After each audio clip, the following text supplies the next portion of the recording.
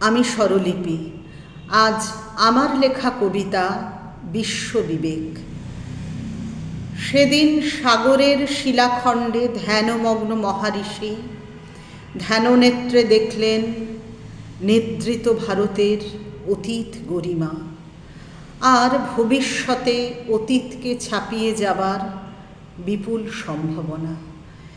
তিনি স্বয়ং ভারতাত্মা ছুটে গেলেন বিশ্ব দরবারে প্রাচ্যের আধ্যাত্মিক সম্পদ নিয়ে। পাশ্চাত্যকে দিলেন নতুন বার্তা, প্রাচ্যের অন্তরে ঘুমিয়ে থাকা মর্মবাণী। সেদিনই মেলবন্ধন ঘটল এপার আর ওপারের। সেদিনই ভাঙল হাজার বছরের ঘুম।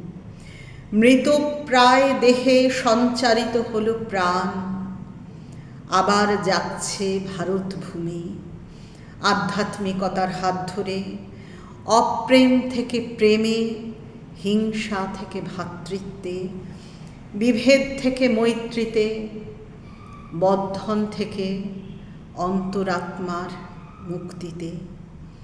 মহারিষির চিন্তার সেই বিদ্যুৎবাহী তরঙ্গ প্রবল বন্যার মতো প্লাবিত করছে দেশ দেশান্তরকে।